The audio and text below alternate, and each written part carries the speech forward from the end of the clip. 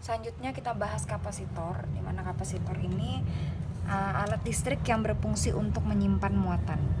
Jadi fungsinya di sini untuk menyimpan muatan.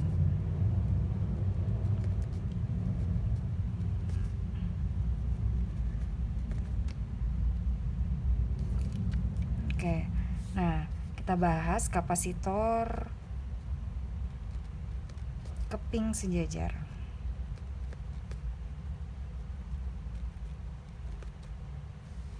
Keping sejajar ini sudah kita bahas sebelumnya, itu pada hubungan antara medan listrik dan potensial listrik ya.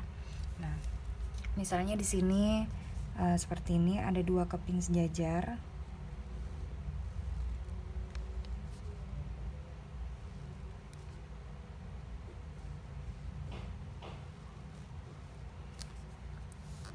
Sini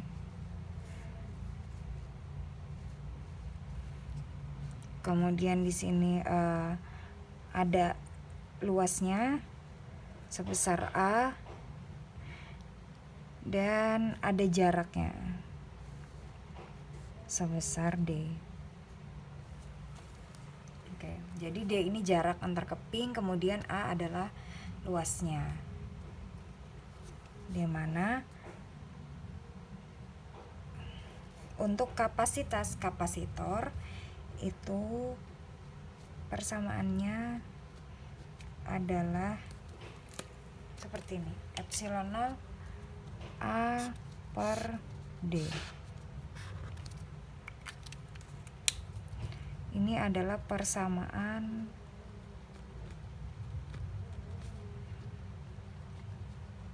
kapasitas kapasitor, di mana berdasarkan persamaannya ini di sini bisa dilihat C sebanding dengan A, di mana semakin luas semakin luas kapasitor ini keping sejajarnya, maka akan semakin besar pula kapasitas kapasitornya. Jadi dia sebanding ya. Kemudian untuk dengan jaraknya dia berbanding terbalik.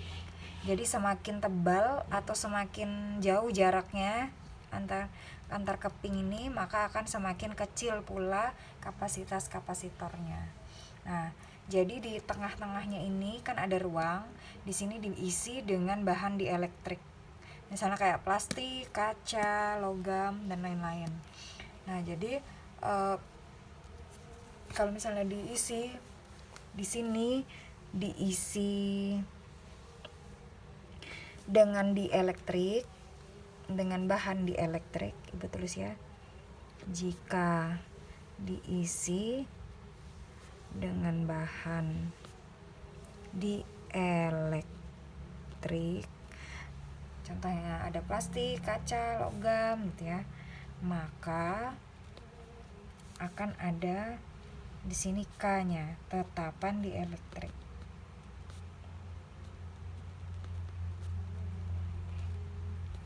Maka rumusnya atau persamaannya akan menjadi K E0 dikali A per D. Oke. Jadi di sini kapasitas kapasitor ya, yang C-nya ini C besar. Di mana C ini satuannya adalah farad atau disingkat dengan F seperti itu saja. Nah, di sini untuk C dengan kapasitas kapasitor dengan tetapan dielektriknya berbanding lurus. Misalnya nih, jika kapasitor dihubungkan dengan sumber tegangan, ini jika kapasitor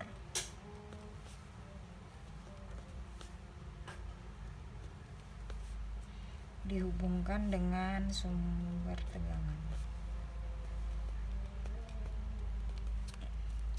misalnya gini ya. Nah, gambarnya gini, kalau misalnya kapasitor dihubungkan dengan tegangan, ini C, ini volt. Oke.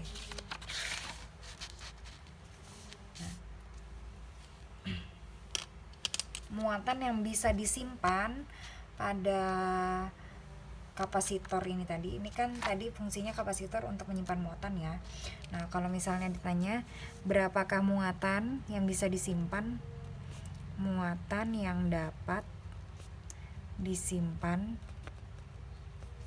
oleh kapasitor pada apabila dihubungkan dengan sumber tegangan seperti gambarnya ini, itu adalah sebesar Q C dikali V, atau kalau kapasitas kapasitor yang ditanyakan berarti Q per V. Ini diingat ya, dihafalin. Misalnya ada contoh, kita langsung ke contoh. Di sini ibu punya gambar gini, ada kapasitor yang dihubungkan dengan sebuah tegangan, kapasitornya 500 mikrofarad, kapasitas kapasitor 500 mikrofarad, kemudian tegangannya 12 volt. Oke, untuk 1 mikrofarad itu sebesar 10 pangkat minus 6 farad.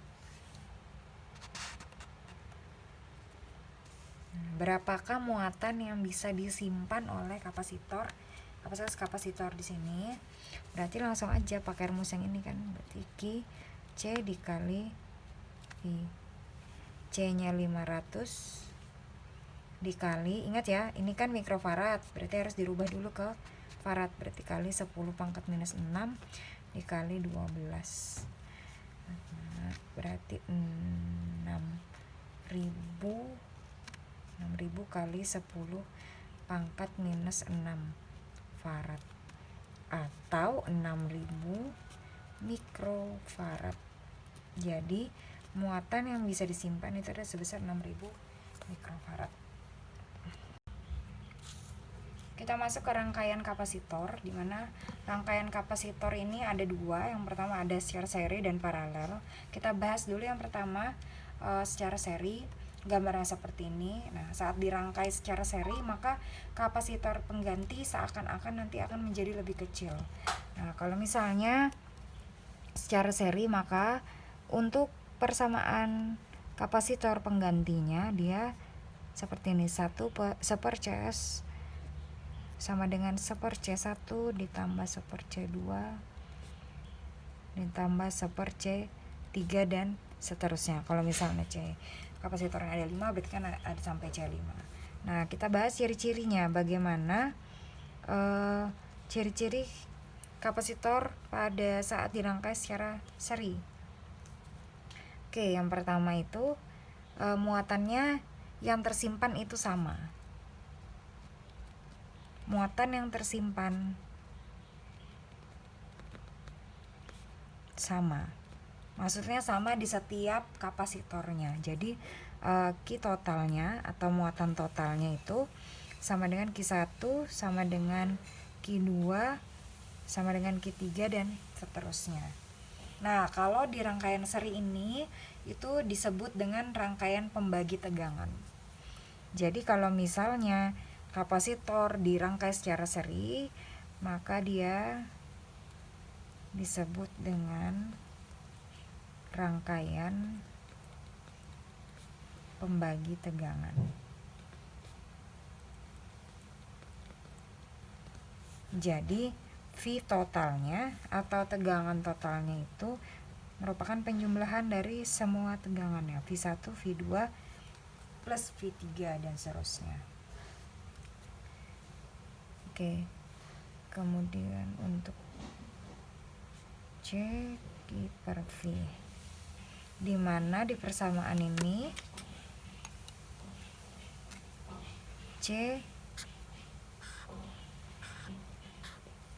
C-nya itu berbanding terbalik dengan V.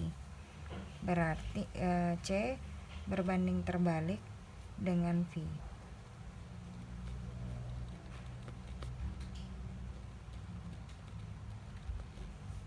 Oke, selanjutnya tegangan berbanding terbalik. Oh ya, maksudnya yang ini tadi, tegangan berbanding terbalik dengan kapasitor. Tegangan berbanding terbalik dengan kapasitor. Jadi V1 banding V2 banding V3 itu sama dengan 1/C1 berbanding 1/C2 banding 1/C3. Nah, kita langsung masuk ke contoh biar lebih paham ya. Sampel. Misalnya di sini ada sebuah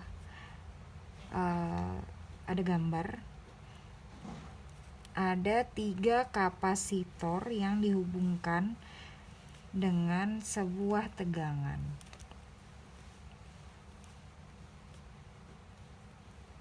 Oke. 12 volt. Kemudian di sini 12 mikrofarad, terus 6 mikrofarad, di sini 4 mikrofarad. Nah, gitu ya.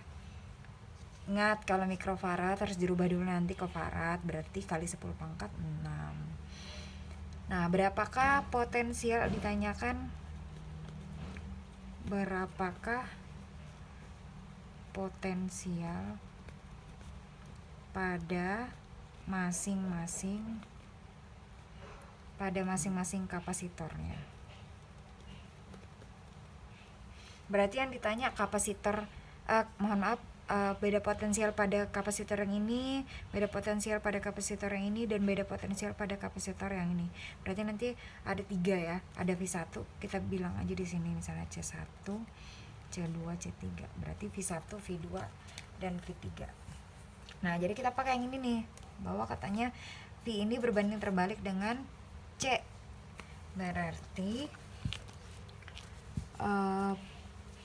V1 gitu ya, V1 berbanding V2 banding V3 itu sama dengan 1/12 banding 1/6 banding 1/4. Ini kita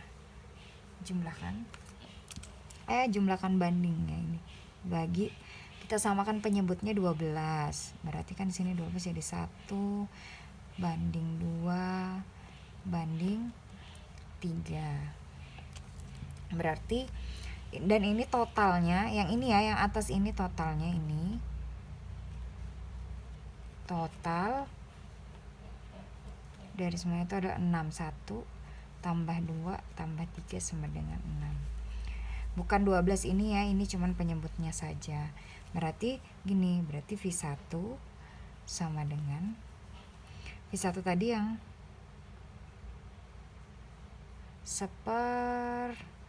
ini ya, yang ini yang V1 1 per jumlah yang ini, bukan yang ini ya, 1/6 dikali dengan tegangan totalnya, V totalnya. Berarti kan 1/6 totalnya, tegangan totalnya ada 12 volt nih. Berarti kan semuanya tegangannya ini adalah 12 volt. Tegangan di C1 ditambah tegangan di C2 ditambah tegangan di C3 itu adalah 12 volt sesuai dengan ini tadi. Nah, V total adalah V1 tambah V2 tambah V3. Oke, untuk V1 berarti kan ini 12 ya tegangannya. Ini berarti 2 volt. Berarti untuk V2 2 yang ini ya, 2/6 dikali V totalnya sama 12, berarti 4 volt. Kemudian untuk V3-nya,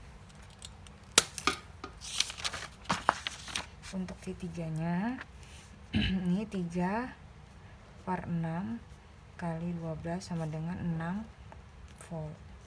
Nah, udah terjawab. Masing di V1 2 volt, V2 4 volt, dan V3 6 volt. Kalau misalnya nih kalian jumlahkan sesuai dengan yang ini tadi, bahwa V total adalah V1 tambah V2 tambah V3.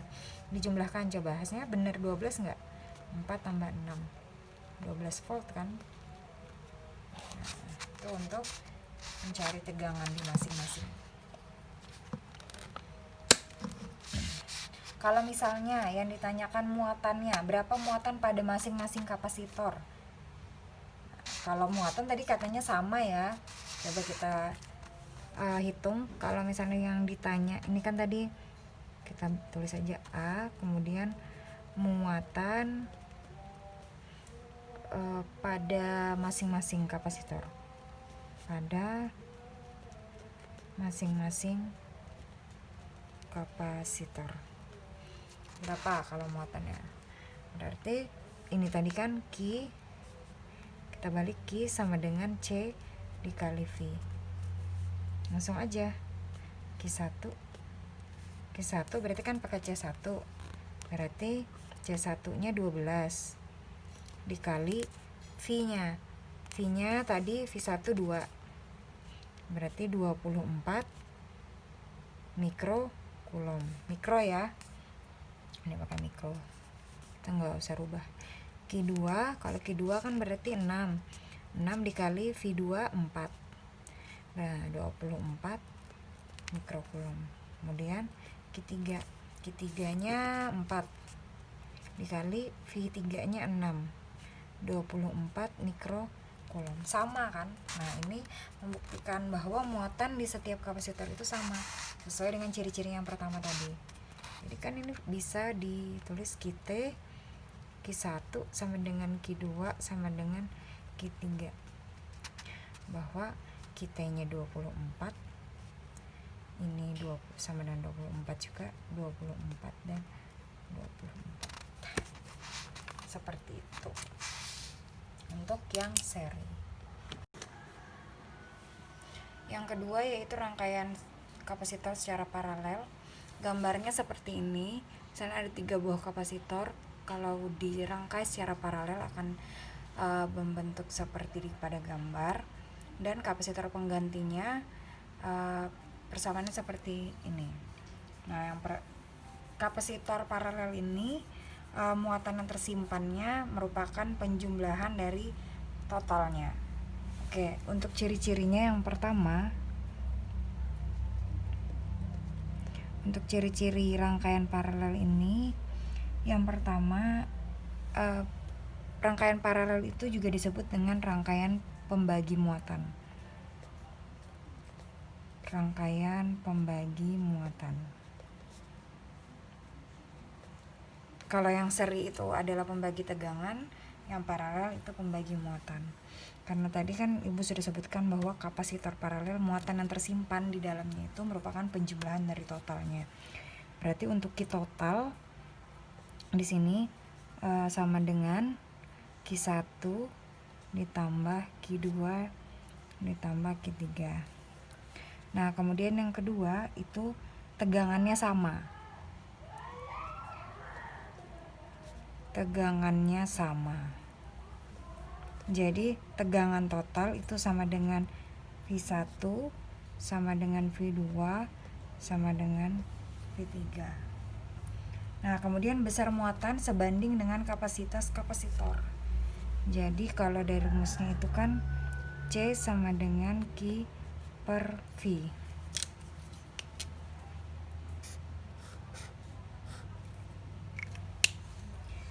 Di sini besar muatan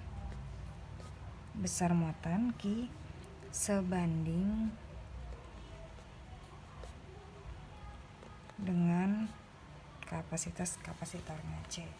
Berarti bisa dituliskan Q1 banding Q2 banding Q3 itu sama dengan C1 banding C2 banding C3. Nah, perlu diingat ya, di sini bukan catatan bahwa dari 2 rangkaian ini yang perlu diingat, kalau di seri itu adalah rangkaian pembagi tegangan dan di paralel adalah rangkaian pembagi muatan. Nah, kemudian kita bahas energi pada kapasitor.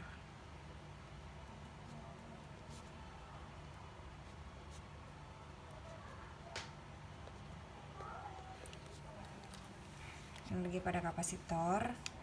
Misalnya di sini ada ibu gambarkan ada kapasitor keping, 2 keping sejajar.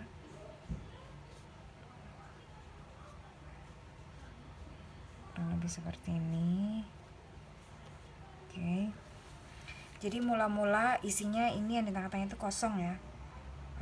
Maka W0 sama dengan 0 kalau kosong. Nah, saat diisi penuh muatannya, ini diisi penuh muatan ya.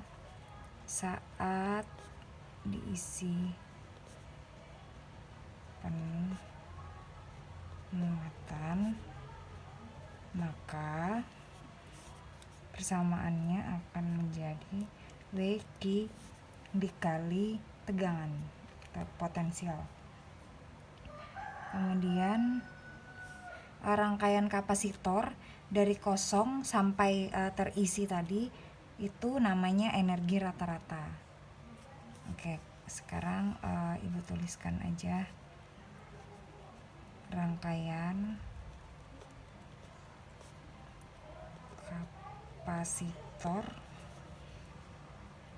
dari saat kosong sampai ada isinya ya, maksudnya itu dinamakan energi rata-rata. Dirumuskan persamaannya W0 QV per 2. Nah, karena ini 0 kan berarti bisa jadi gini, W setengah QV. Bisa juga dia macam-macam ya, terserah kalian nanti mau pakai yang mana enaknya. CV kuadrat bisa juga seperti ini, setengah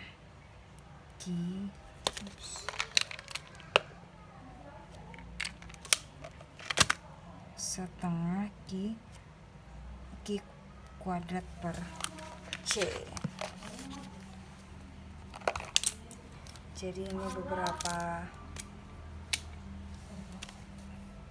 persamaan untuk energi pada kapasitor.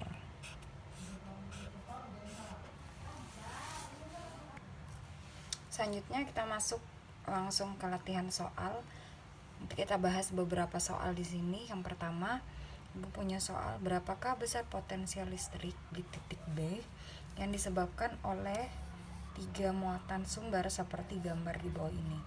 Jadi ada 3 muatan yang berjarak masing-masing 10, 10 dan 20 cm dari titik B, dan sudah ada besar muatannya masing-masing, dan ada positif dan negatifnya juga.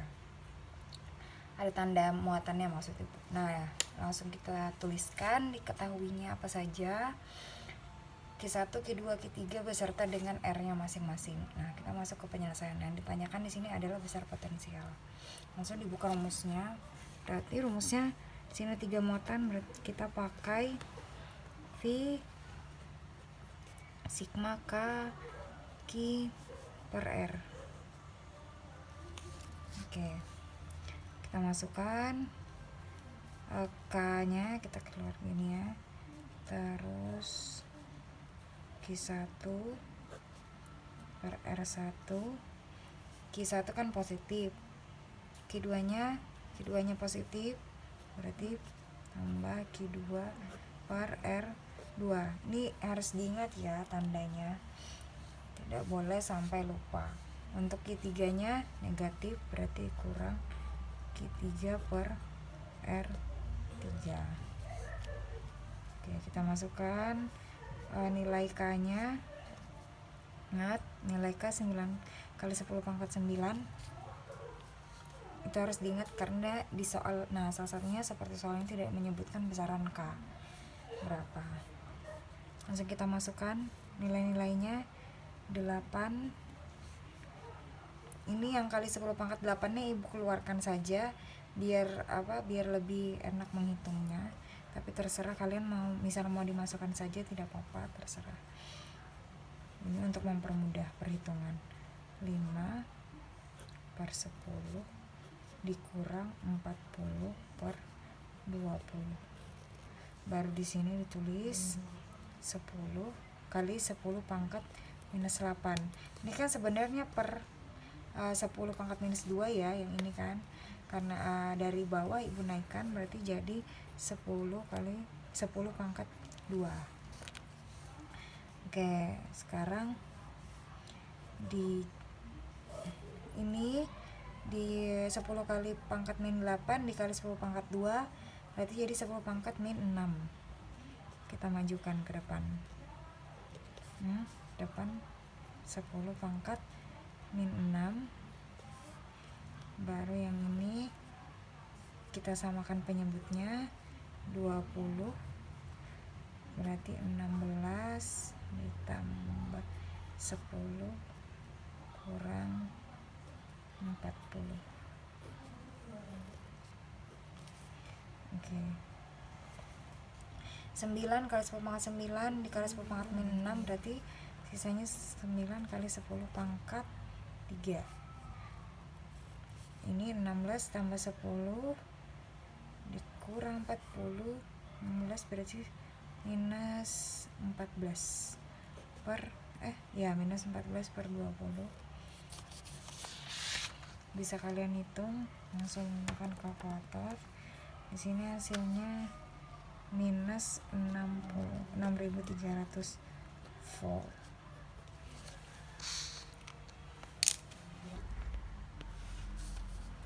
Soal berikutnya, 3 buah kapasitor yang kapasitasnya sama besar yaitu C. Ketiga kapasitor ini dipasang seperti pada gambar. Berapakah kapasitas pengganti antara titik A dan titik B? Nah, yang ditanyakan adalah kapasitas penggantinya. Kemudian kita lihat dulu di sini gambarnya. Dia dirangka secara seri atau paralel. Tapi kayaknya di sini dua-duanya ya, ada yang seri, ada yang paralel. Nah, yang ini, yang atas bawah ini secara paralel. Ini kita paralelkan dulu. Setelah itu dia jadi satu, maka gambarnya akan menjadi seri. Jadi yang pertama harus kita hitung adalah yang dua ini dulu.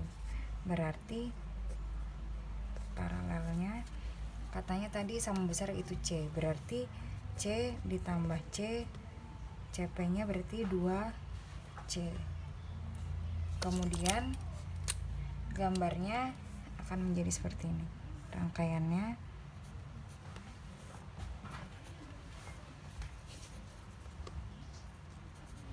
yang ini 2C, yang ini C. Karena ini sudah disatukan tadi ya. Oke, setelah itu dia akan menjadi seri. Maka di sini langsung kita hitung saja, 1/CS sama dengan 1/2C ditambah 1/C. Disamakan penyebutnya 2C. 2C bagi 2C kali 1 ditambah ini 2. Berarti 3/2C.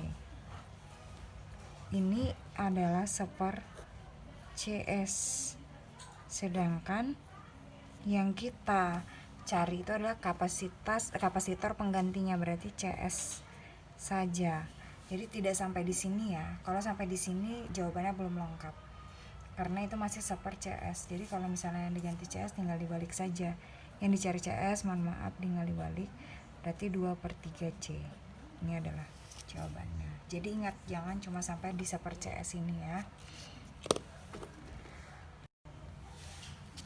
Soal berikutnya, kuat medan listrik homogen sebesar 600 Newton per Coulomb menembus suatu bidang seluas 300 cm². Yang arahnya membentuk sudut 30 derajat terhadap bidang datar, maka hitunglah besarnya flux listrik. Nah, kita bahas tentang flux listrik di sini. Kita tulis dulu diketahuinya apa saja. Di sini ada kuat medan listrik, katanya berarti E ya. Di sini E-nya 600 Newton per Coulomb. Kemudian menembus suatu bidang seluas 300 cm². kuadrat, berarti A nya luas bidangnya 300 cm kuadrat. Kita rubah ke meter jadi 3 kali 10 pangkat min 2 meter kuadrat. Jadi bagi 10.000. Oke. Yang ditanyakan adalah flux listrik. Selesaikan. Oh ya, di sini katanya yang arahnya membentuk sudut 30 derajat terhadap bidang datar. Berarti kita tulis di sini tetanya 30 derajat terhadap bidang datar. Kita tulis dulu rumus dari flux listrik itu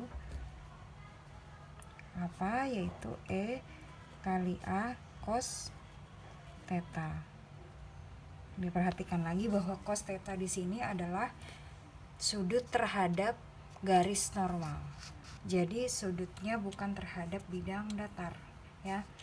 Karena di sini yang diketahui adalah terhadap bidang datar, bisa kita gambarkan dulu. Misalnya ada bidang datar seperti ini. Di sini ada garis normal. Kemudian ini arah medan. Ini adalah sudut yang akan digunakan. Nah, itu medan listriknya, dan 30 derajat terhadap bidang datar. Berarti bidang datarnya kan ini nih. Maka di sini 30 derajatnya. Yang digunakan adalah yang ini. Nah, yang theta yang di sini. Kalau seluruhnya ini kan 90 derajat. Berarti kalau cuman ininya aja kita kurang 30 derajat. Berarti 60 derajat. Berarti theta yang digunakan adalah 60 derajat, ya. Bukan 30 derajat, karena yang ini terhadap garis normal. Ingat ya, di sini terhadap garis normal yang dipakai, bukan yang terhadap bidang datar. Langsung dimasukkan. Sekarang semuanya sudah lengkap. Dimasukkan E nya 600, kemudian 3 kali 10 pangkat minus 2, dan 6 cos 60 derajat. Bisa hilang gini kan. Sisa 6 kali 3 18. Cos 60 derajat adalah setengah, berarti 9 Weber. Maka flux listriknya sebesar 9 Weber. Soal berikutnya, perhatikan gambar berikut. Di sini ada rangkaian campuran, ada paralel dan juga ada seri. Ini ditanyakan berapakah energi yang tersimpan dalam rangkaian tersebut. Oke, kita tinjau dulu gambarnya. Di sini ada yang rangkaian paralel yang bersusun 3 ini dulu kita jadikan 1. Kemudian akan diserikan sama yang 2 ini. Berarti yang langkah pertama adalah kita hitung dulu CP-nya. Ini tambah ini ya. Berarti 6 farad ditambah 3 farad ditambah 3 farad sama dengan 12 farad. Berarti gambarnya akan menjadi sini aja ya. Ini sudah jadi 1, digabungkan dengan yang 2. Jadi akan menjadi seperti ini. Ini 24 farad. Yang ini 12 farad, 6 farad. Yang ini 4 farad. Lanjut ya ke sini. Kemudian yang dicari adalah energi yang tersimpan. Kita cari dulu kapasitor penggantinya, baru bisa dicari W-nya atau energi yang tersimpannya tadi. Kita cari, ini sudah dapat CP-nya, ini sudah menjadi seri ya. Jadi kita cari dulu seper CS. Seper CS berarti seper 12 ditambah seper 6 ditambah seper 4. Kita samakan penyebutnya. 12 sini 1, 2 sebagai 6, 2 ini 3. Berarti 6 per 12. Ingat ya, di sini CS. yang seper CS. Yang kita cari adalah CS. Berarti kalau CS dibalik 12 dibagi 6 sama dengan 2 farad. Nah, setelah dapat kapasitor penggantinya sebesar 2 farad, baru kita bisa mencari energinya menggunakan, sambung lagi ke sini. W, rumusnya W, ada kapasitor dan juga ada tegangannya, berarti pakai yang setengah C V kuadrat. Setengah dikali 2 dikali V-nya 24 kuadrat. Ini 12.576